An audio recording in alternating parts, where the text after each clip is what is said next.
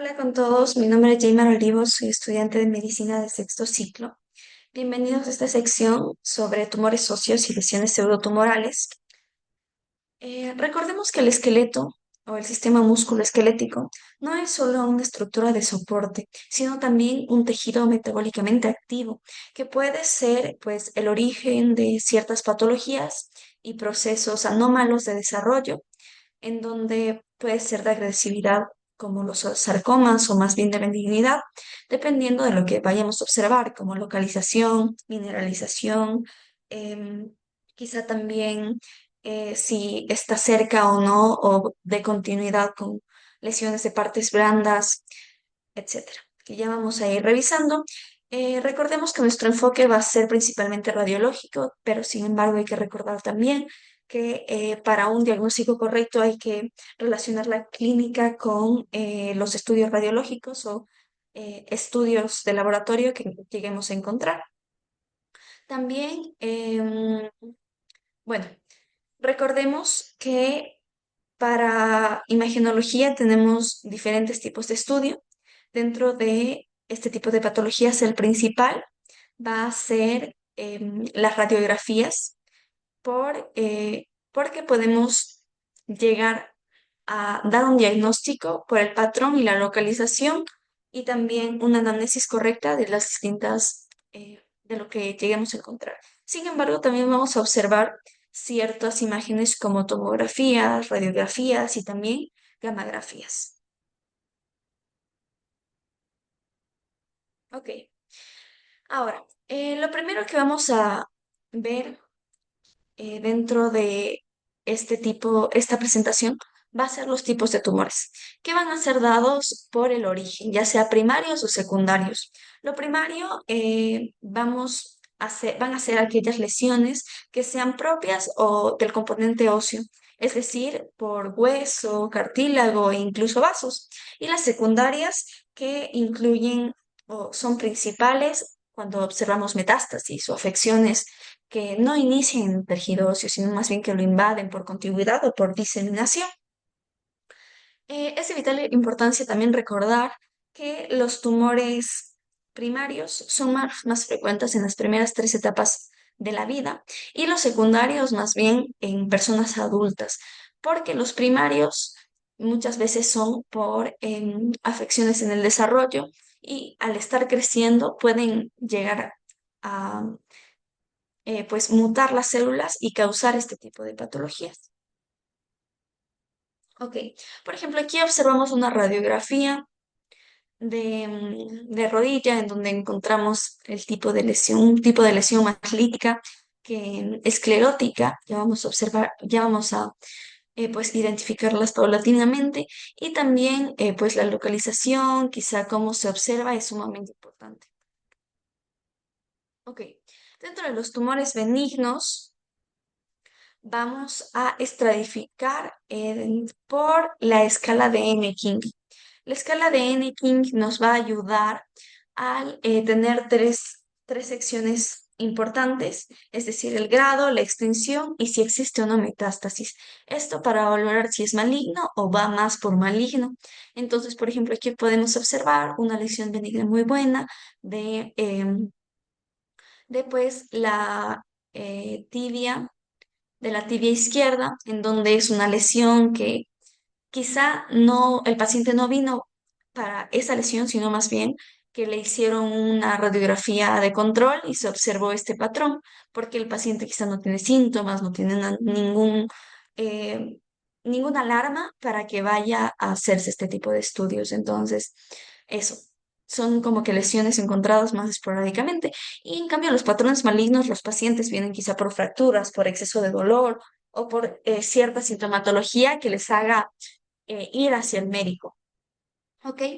Entonces, eh, cuando encontramos lesiones que dudemos entre si son más benignas que malignas, pues hay que hacer más estudios. Por ejemplo, resonancias magnéticas que nos ayuden a determinar si estamos ante un patrón benigno que necesite cuidado o monitorización, o más bien de un patrón maligno que necesita un protocolo urgente de, de tratamiento. ¿Ok? Eh, Por ejemplo, en esta lesión que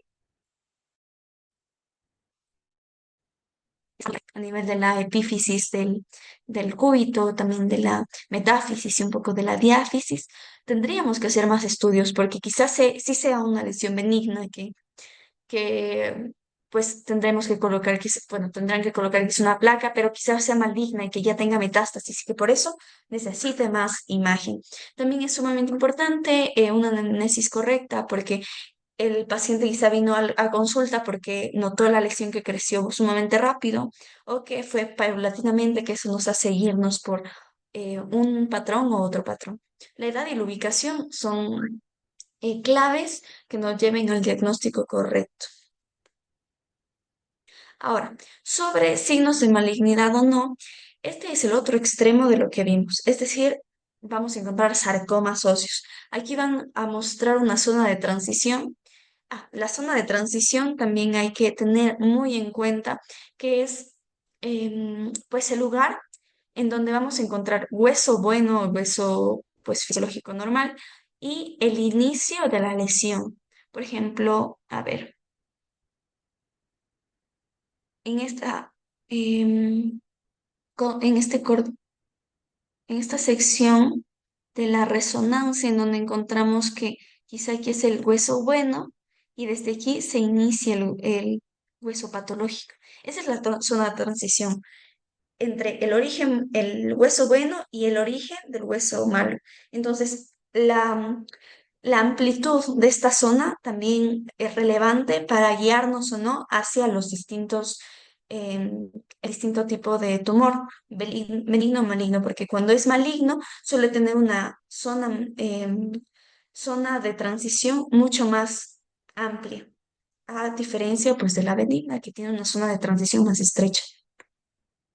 Ok, entonces, como conversábamos, cuando es una lesión maligna, suele tener una zona de transición amplia, también puede tener signos alerta como presencia de masas en partes blandas, que esto nos puede llevar hacia ese diagnóstico también si ha roto la corteza, es decir, la corteza ósea y por lo tanto también el periósteo, o si se ha extendido demasiado, quizá ha invadido comportamientos vecinos, o si quizá son metástasis que se han diseminado desde algún tumor en específico. También estos pueden aparecer sobre huesos que, que ya tienen una patología preexistente, por ejemplo, una enfermedad de Payet, que el tejido óseo ya es podría decirse defectuoso y esto hace que una patología benigna pueda llevar hacia hacia la malignidad. ¿Ok? Ahora, eh, las técnicas de imagen, recordemos que pues la radiografía es la técnica de elección siempre, pero también la localización de la presentación de la lesión es muy importante, ya que, por ejemplo, un osteosarcoma casi siempre se presenta a nivel de la metáfisis y la epífisis de los huesos largos, o quizá un sarcoma de Erwin que es patognomónico, bueno, en la mayoría de los casos, que es a nivel de la diáfisis del hueso, etcétera. O sea, es sumamente importante entender, por ejemplo, este tipo de ilustración que nos hace o no irnos por distintas patologías. Por ejemplo, aquí tenemos una radiografía de rodilla izquierda, no, radiografía de rodilla derecha, en donde a nivel de la metáfisis y la epífisis de la tibia encontramos esta lesión más llevada hacia una lesión lítica por su radiolucidez con bordes definidos, un buen margen, que quizá podamos encontrar aquí una zona esclerótica que no se extiende más allá o parece que no se extiende más allá del hueso y que o sea que sí, es patognomónico muchas veces de un osteosarcoma, pero que también vamos en otras patologías, entonces quizá puede ser una lesión que esté yéndose para la malignidad.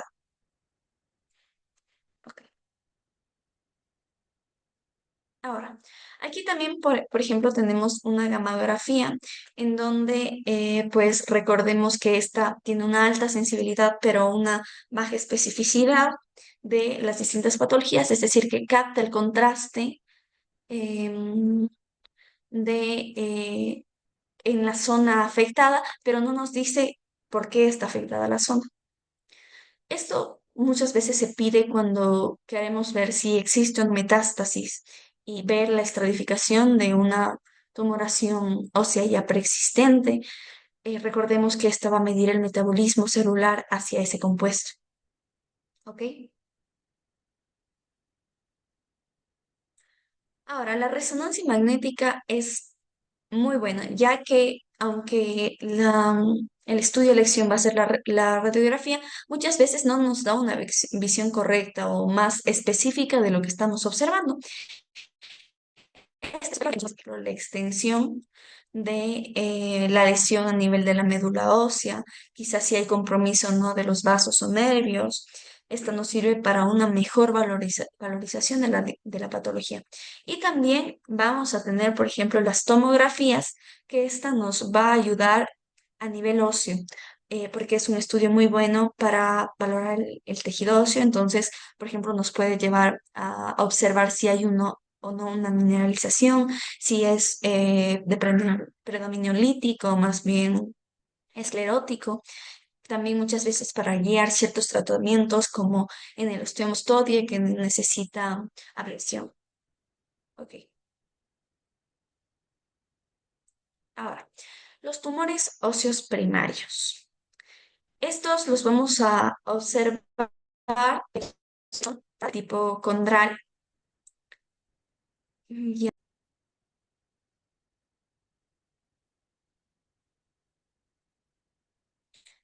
Ahora tenemos el osteocondroma. Este tipo de tumor es el tumor óseo más frecuente benigno, que tiene una incidencia del 20 al 50% y se caracteriza por una continuidad. De hecho, su sello patognomónico va a ser eso, la continuidad a nivel cortical y medular con su hueso madre. Este suele ser como pediculado, es decir, una extensión fuera del hueso normal, en donde muchas veces los pacientes van a consulta por notar el abultamiento, la tumoración a nivel de las extremidades. Casi siempre se da a un nivel de huesos largos. También suele ser, no, siempre está revestido por un casquete cartilaginoso y muchas veces va a necesitar que se haga otros estudios debido a que tiene potencial de cambiar hacia la malignidad. No siempre y puede ser estratificado, pero sí es necesario pedir. Por ejemplo, aquí tenemos una resonancia en, en corte coronal o en una reconstrucción coronal, en donde pues se observa que tiene bordes mal definidos y eso nos puede llevar hacia la malignidad. Sin embargo, por ahora, pues sí, es un osteocondroma, ¿ok? Ya. Además de eso, también es sumamente importante eh, delimitar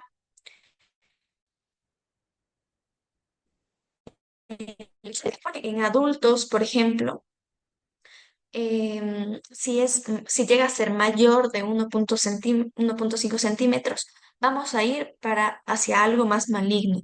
Es como el nivel máximo que puede llegar a recubrir, o sea, de recubrimiento de este tipo de, de lesiones. Sin embargo, cuando es menor, pues sí tenemos un origen más benigno.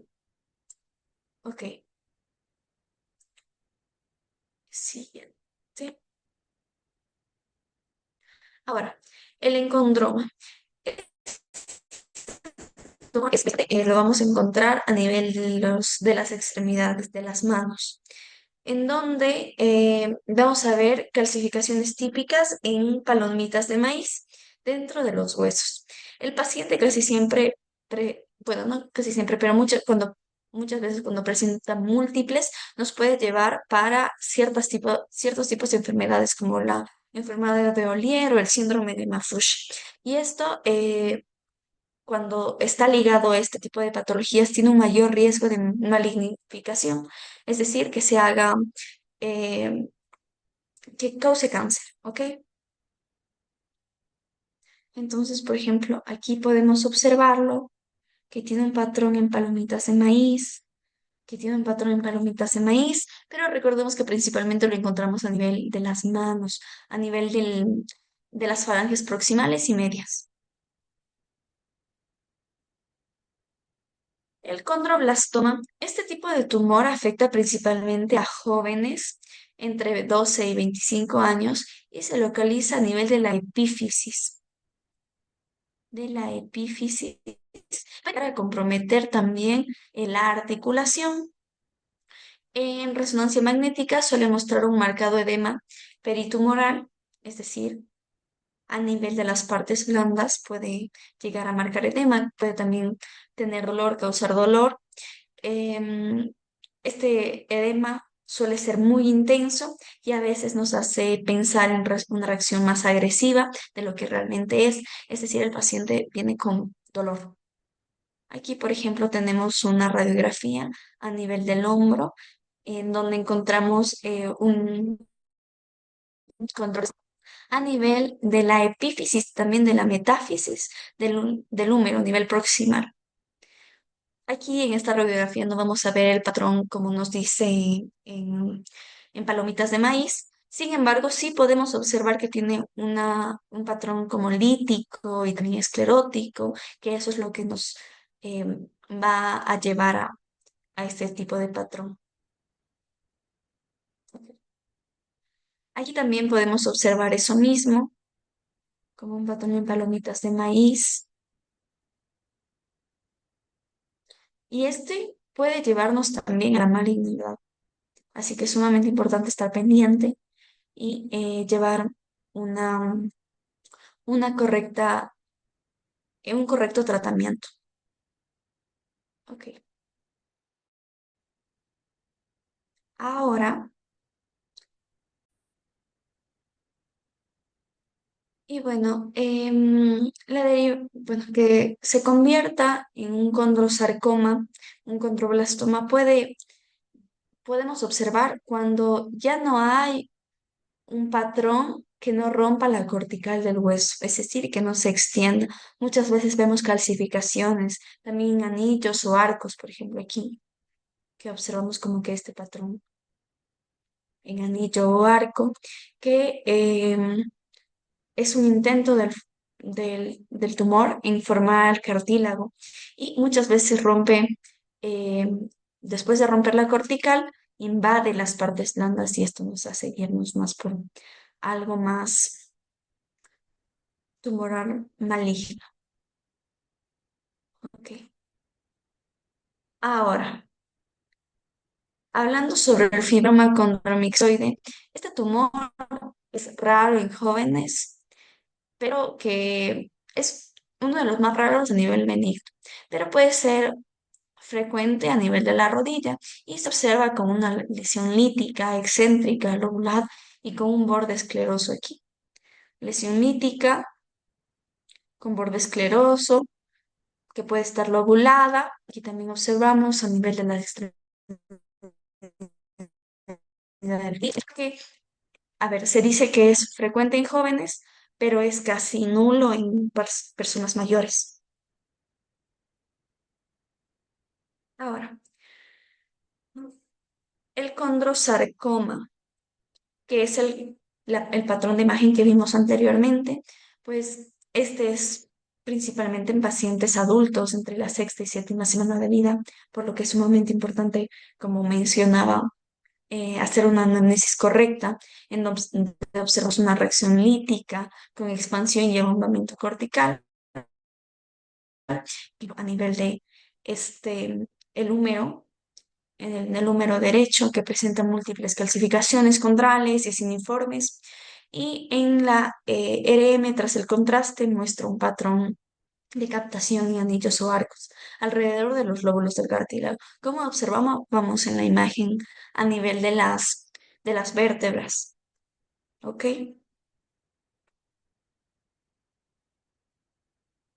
Ahora, Los tumores osteogénicos, es decir, los formadores de hueso.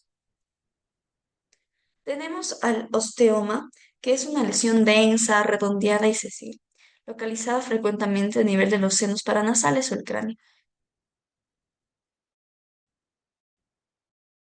que sobresale de su, de su hueso normal a nivel de la frente. Este es una bola prácticamente de hueso muy denso y maduro. Casi siempre, bueno, no es algo que puede llegar a causar algún daño extenso, pero sí muchas veces es retirado por los pacientes por su comodidad. Ya, este también muchas veces se observa en el síndrome de Gardner y pues se asocia a este. Ahora, el osteoma osteoide, este es el más interesante, podría decirse, porque causa dolor nocturno y desaparece por completo con una aspirina, por ejemplo. Y en TC muchas veces buscamos como un nido, parece un nido. Aquí podemos observar el nido, que es una zona lítica, con puede ser una pequeña calcificación o una lesión de esclerosis a nivel interno que nos hace pensar que es un nido. Y esta casi siempre es menor a 2 centímetros y suele ser muy densa. Por eso mismo decimos que es un dolor nocturno, que se da con salicilatos y muchas veces pues se observa porque el paciente viene a consulta por eso, por dolor nocturno. Aquí podemos observar, muchas veces se da a nivel de la zona posterior de las vértebras, aquí, acá. Y recordemos, eso es sumamente importante, que sea menor a 2 centímetros.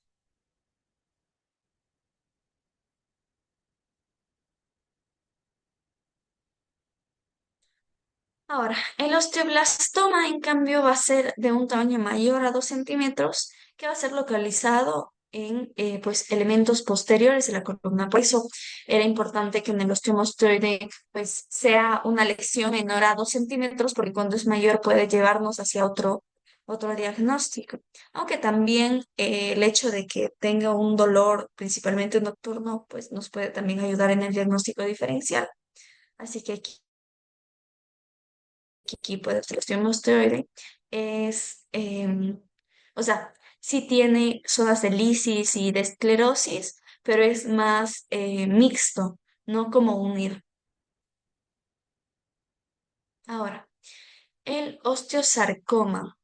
El osteosarcoma es el sarcoma primario más común.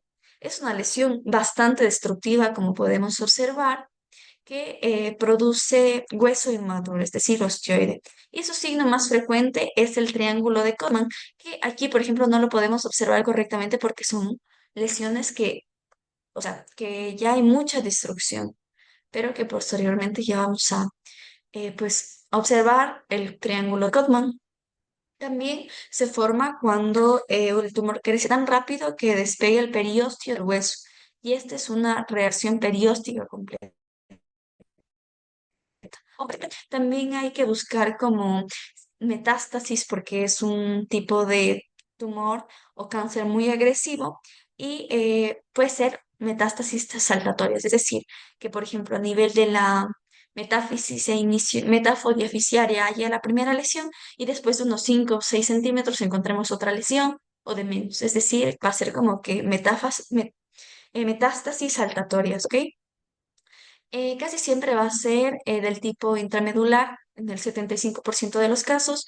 También puede verse como afección a nivel de las partes blandas, tiene signos de agresividad, el paciente va a venir con mucho dolor, va a haber destrucción ósea, límites mal definidos dentro del mismo hueso.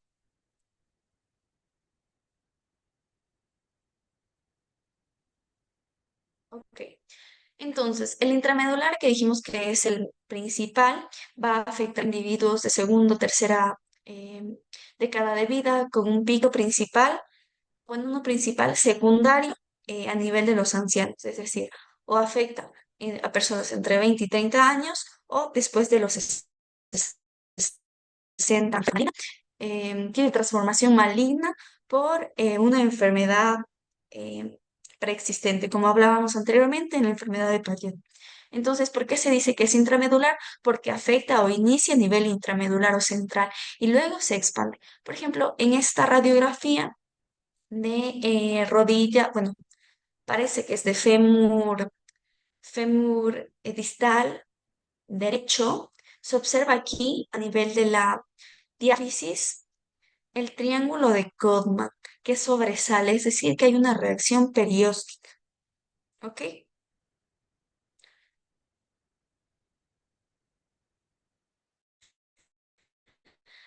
Telangiectásico, que es una variante bastante agresiva con grandes quistes hemorrágicos dentro de la extensión del tumor, o sea, que muestra una expansión ósea o una invasión de las partes blandas con líquido en la RM. Entonces aquí podemos observarlo. Hay una destrucción total, un patrón lítico, que ya pues hubo la reacción perióstica. También podemos encontrar ciertos quistes, como decíamos. Ok. Ahora el osteosarcoma periférico de superficie. Este es más que, a ver, este va a ser dado por una localización distal por el, la cortical posterior del femur distal. Esta no va a ser tan agresiva y tampoco va a ser tan frecuente, pero sí podemos encontrarlo, por ejemplo, aquí. También puede ser en ciertos grados agresivos cuando tenemos esta, por ejemplo, que estábamos conversando y muchas veces también algo patognomónico de este tipo de sarcoma periférico de superficie es que muchas veces, o bueno, casi siempre, respeta el canal medular. Ahora, sobre el sarcoma de Erwin, es un tumor de células pequeñas y redondas que se da en un periodo de personas que están creciendo, es decir, de niños y de adolescentes o de personas jóvenes entre 4 y 25 años, que no es que es una lesión localizada o única, sino más bien que tiene otras localizaciones a nivel de partes blandas, etcétera. Este tipo de patología presenta un patrón lítico, como podemos observar, permativo y una reacción perióstica, es decir, que va más allá del hueso, es decir, que se extiende en capas de cebolla, ¿ya?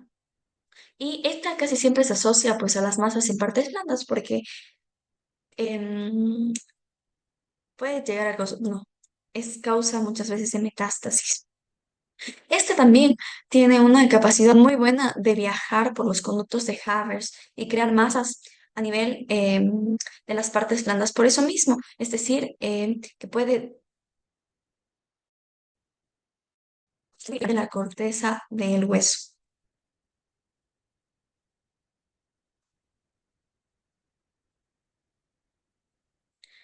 Ahora, sobre el mieloma múltiple, a diferencia del sarcoma de Erwin, va a ser principalmente incidente en personas muy adultas. Este casi siempre va a ser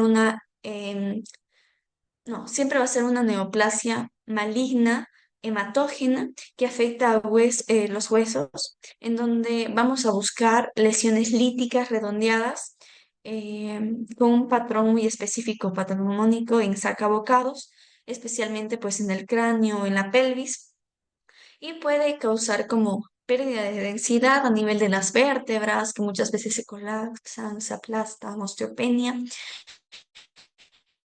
Y pues, podemos, este tipo de diagnóstico no, casi nunca es solo por una imagen, más bien es por, por por ciertos rasgos que le llevaron al paciente a tener esta enfermedad. Es decir, que hay que buscar una clínica para llegar a diagnosticar.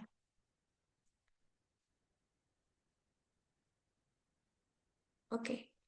Ahora vamos a hablar sobre el linfoma óseo primario, que pues al igual que el mieloma múltiple, pues no es que es una lesión aislada, sino más bien algo más hematógeno, que representa a nivel del 5% de los tumores primarios, con una incidencia entre la sexta y séptima década de vida, es decir, personas muy adultas, que se caracteriza por una lesión lítica y permite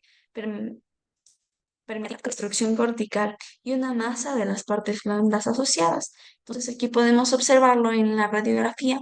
Parece que no está, que no se ha extendido a nivel de las partes blandas, pero al realizar una resonancia magnética, pues encontramos esto y se ve una gran lesión. Y por ejemplo aquí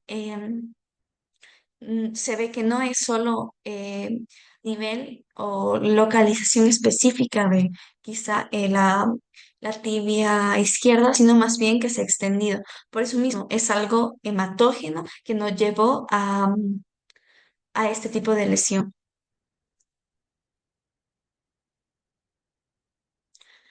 El fibrohistiocytoma maligno también es un tumor óseo primario,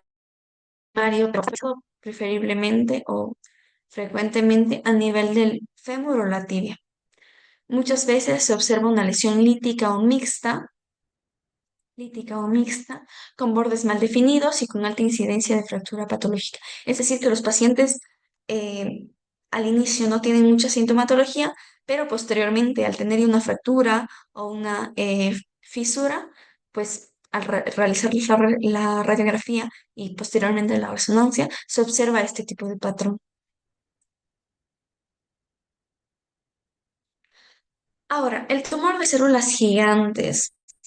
Es una lesión que se da principalmente en adultos jóvenes, muchas veces está localizada a nivel distal de los huesos largos, en donde casi siempre también está la lesión y destruye mucho al hueso y tiene una tasa de recidiva bastante alta después de la cirugía.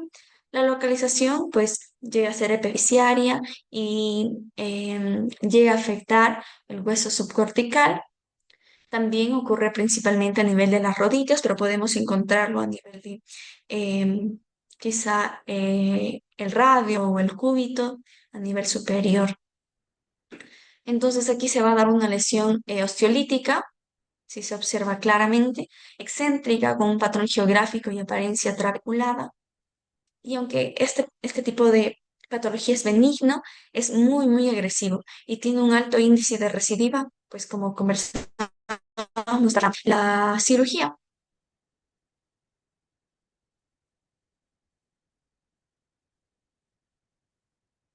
Ahora, ahora vamos a hablar sobre los tipos de tumores a nivel vascular.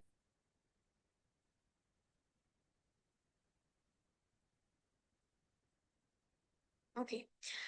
Ahora tenemos el hemangioma vertebral. Este tipo de tumor vascular va a ser benigno y muy frecuente generalmente.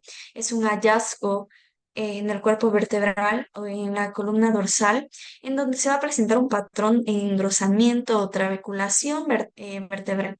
Y es bastante característico en empalizada. ¿Qué es empalizada? Que sea o sea, que observemos lisis y también esclerosis a nivel de la vértebra. ¿Ok?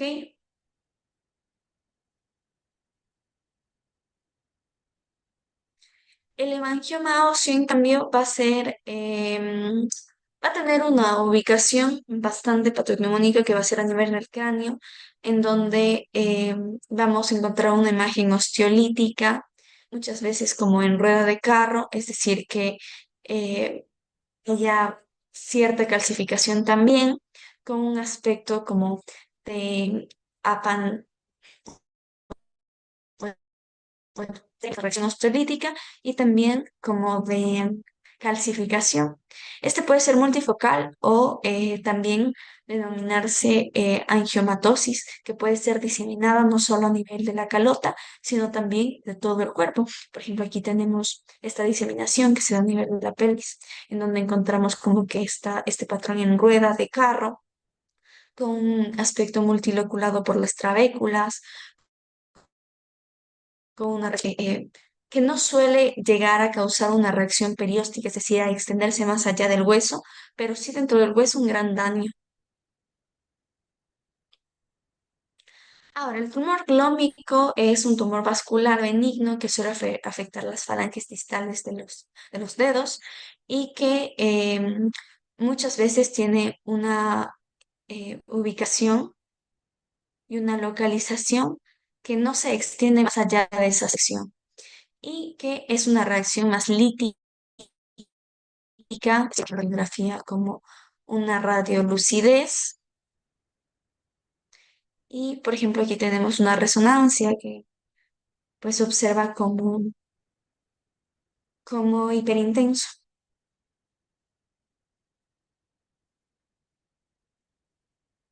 Ok.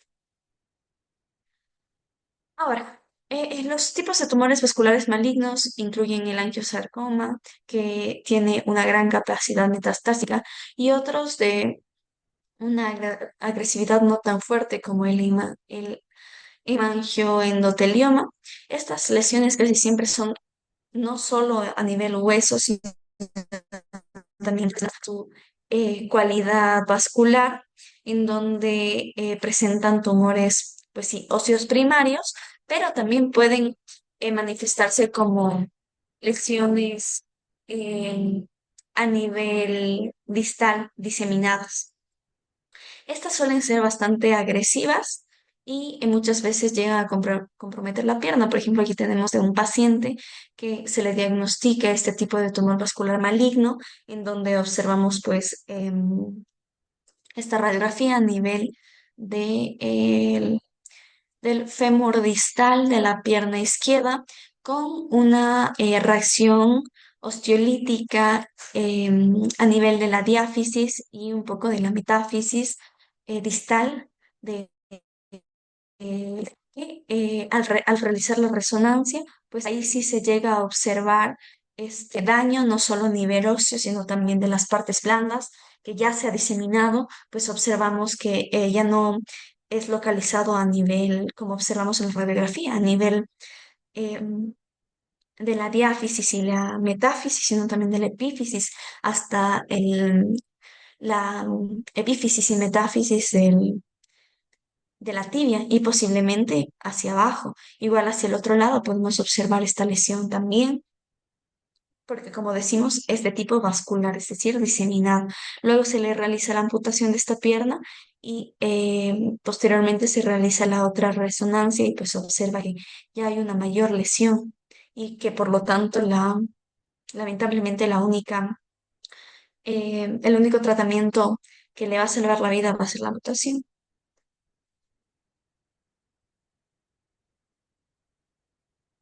Ahora, el amantinoma va a ser un tipo de tumor maligno de bajo grado que es bastante raro y afecta principalmente a los jóvenes.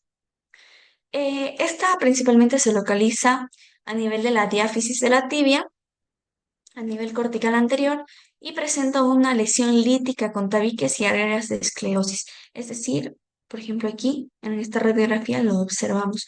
No se observa tanto, por ejemplo, en esta radiografía esclerosis, pero bastante lisis, que pues posteriormente al realizar la resonancia, pues se observa este daño.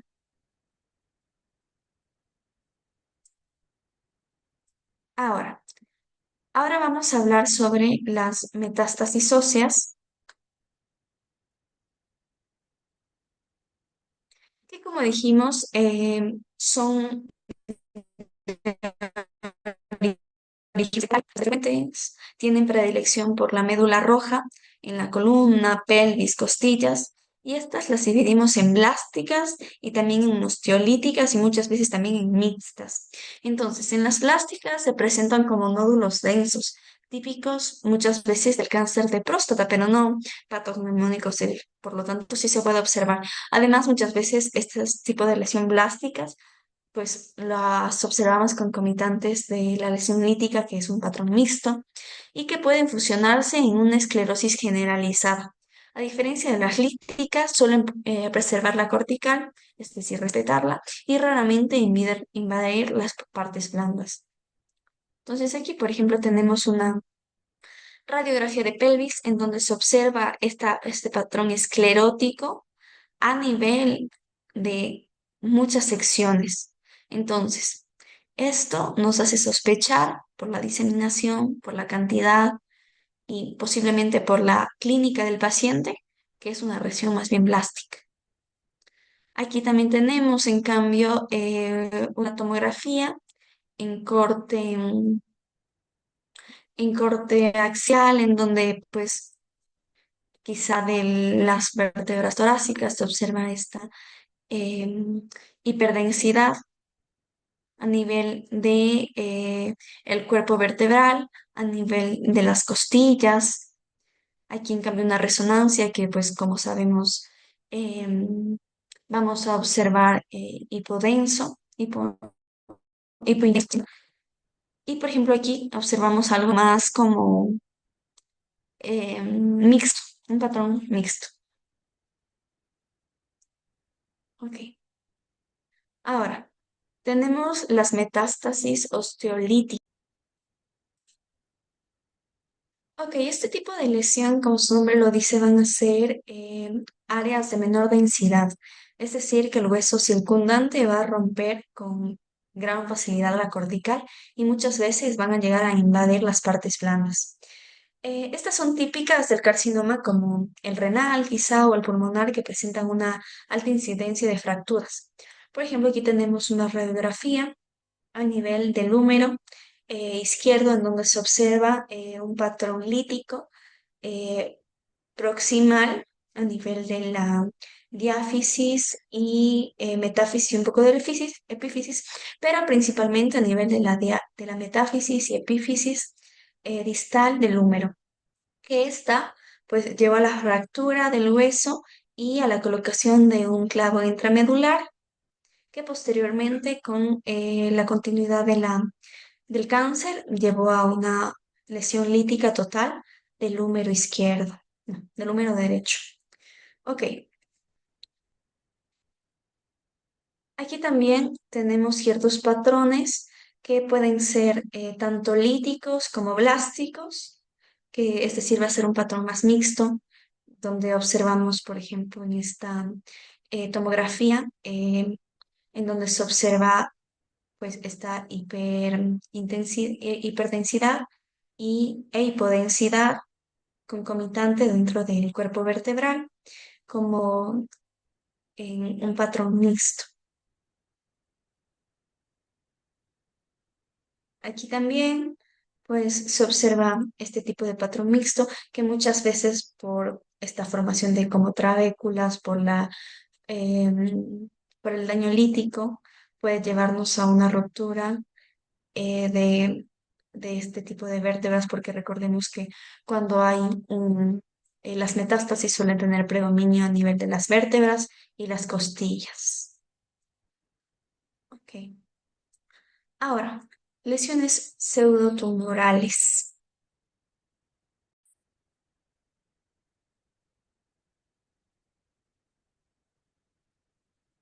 Ok, primero tenemos el quiste óseo esencial, que es una lesión líquida, comúnmente encontrada en niños entre 5 y 15 años.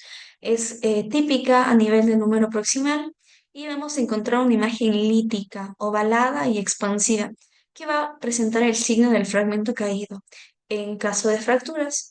Entonces, sí, por ejemplo, aquí podemos encontrar que hay un daño a nivel de la epífisis, metáfisis e inicio de la diáfisis a nivel del fémur izquierdo, en donde hay un patrón lítico como, bueno, puede asemejarse al patrón de rueda que encontrábamos en en la patología anterior. Y pues esto del fragmento caído es un pedacito de hueso que se va al fondo del quiste y que muchas veces eso va a confirmar que es un tipo de lesión hueca y llena de líquido.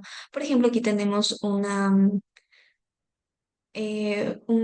resonancia en reconstrucción coronal, en donde pues se encuentra, bueno, en T2, en donde pues podemos observar esta presencia de líquido a nivel de el fémur como un quiste óseo esencial. Aquí no se observa el fragmento caído, pero puede llegarnos como a observar y por lo tanto a derivar en este tipo de patología pseudotumoral. Ok. Ahora, el quiste óseo aneurismático, este tipo de lesión causa cavidades como un aneurisma, hemáticas que se expanden o y llegan a destruir la cortical. Su hallazgo es patognomónico, van a ser los niveles de líquido a nivel de la TSI-RM, que puede ser a nivel primario, secundario a otros tumores, como muchas veces el de células gigantes, si nos hace como una una geometría parecida a la que observamos en el tumor de células gigantes, con trabeculaciones, con una lesión bastante elíptica, que tiene reacción perióstica, que se extiende más allá del hueso, que causa una gran deformidad a nivel óseo.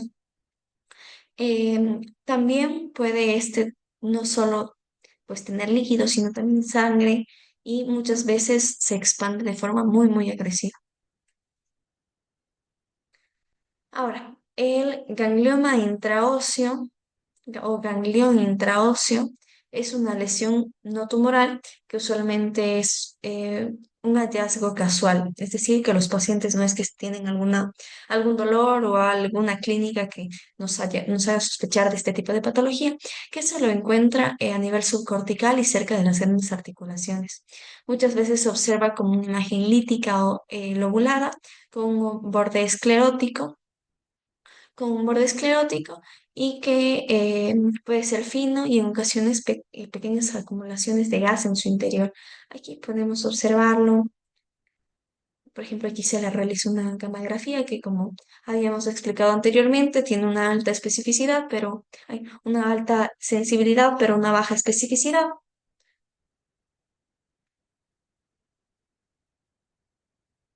Ahora, el fibroma no osificante es una neumonía en el desarrollo bastante frecuente y asintomática en pacientes jóvenes, en donde sus características principales son la localización que se ubica a nivel de la metáfisis de los huesos largos y en extremidades inferiores.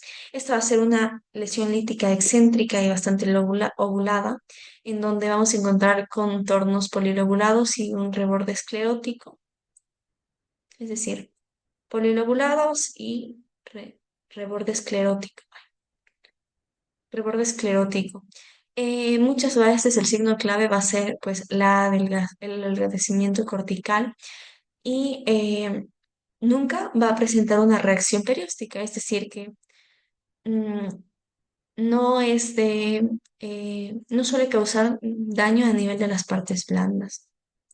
Su diagnóstico generalmente no requiere biopsia porque es patognomónico, o sea, su forma de presentación es patognomónica de esto.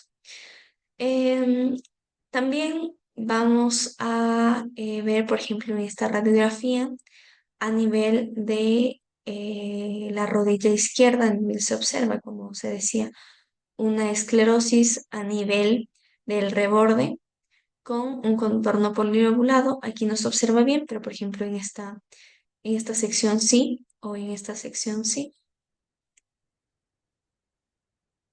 Ahora, el granuloma eosinófilo, este muchas veces es una manifestación común de la histocitosis por células de Langerhans, es decir, que va a ser de origen secundario y afecta principalmente a pacientes en sus primeras 2 décadas de vida, es decir, pacientes jóvenes.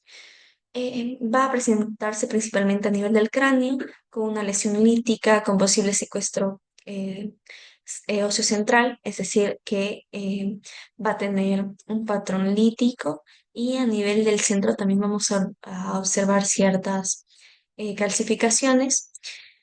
También va a observarse a nivel de huesos largos con una lesión lítica y localizada a nivel de la diáfisis con presencia de reacción perióstica, es decir, que va más allá de la corteza del hueso. Aquí, por ejemplo, tenemos una radiografía de la gluta craneana en donde se observa a nivel del hueso frontal esta lesión lítica y que muchas veces tiene secuestro, es decir, áreas de hueso que se observan dentro, bueno, alrededor, dentro y con los alrededores de esta reacción lítica. Aquí tenemos esta resonancia en corte axial a nivel de los ventrículos, en donde pues se observa esta como reacción lítica de la calota craneana. Ok. Ahora, la displasia fibrosa, pues este tipo de patología es un hueso normal que va a ser reemplazado por tejido fibroso. Radiológicamente vamos a observar como que un patrón mm, más o menos como un vidrio esmerilado, podría decirse, que es una patología o una anomalía no neoplásica frecuente en jóvenes, donde puede ser muchas veces por forma familiar, es decir, puede ser eh, congénito o también puede ser por una reacción que solo apareció. Muchas veces esta imagen puede ser con una expansión ósea, en donde podemos observar como, no podría decirse patrón de lisis, sino más bien de transformación, como decíamos, em, de hueso por, por algo más fibroso, ¿ok?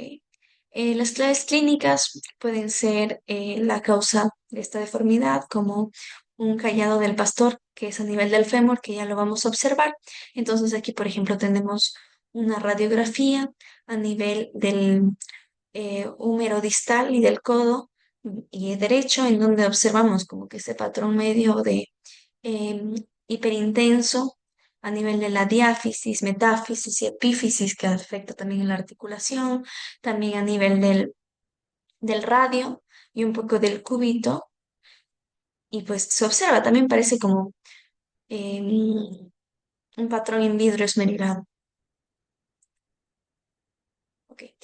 Este tipo de displasia fibrosa es bastante común, o bueno, se observa concomitante al síndrome de Albright y al síndrome de Massa-Brown, en donde, pues, por ejemplo, aquí en esta radiografía a nivel del húmero, ahí del fémur, del fémur izquierdo, se observa este tipo de patrón in vitro esmerilado con lo que conversábamos, el callado en pastor, es decir, un fémur em, mal formado como, como en un callado. Y pues estos síndromes pues vienen acompañados de otro tipo de daños a nivel del cuerpo. Por ejemplo, aquí tenemos este paciente que tiene este tipo de displasia fibrosa, no solo a nivel, por ejemplo, acá arriba, que observamos a nivel de la cabeza del cúbito, sino también a nivel óseo de la calota craneana, que puede causar este tipo de deformidades a nivel de su cabeza. Ok. Bueno, finalmente, para cerrar, hay que recordar que el diagnóstico del tumor óseo es como armar un rompecabezas, es decir, necesitamos tener la edad del paciente, la localización exacta en donde se encuentra este tipo de lesiones, el patrón radiológico y hacer una anamnesis correcta para entender y la radiografía que nos da la sospecha y la RN y la confirmación y muchas veces el tratamiento que vamos a tener en este tipo de patologías. Bueno, muchas gracias por su atención.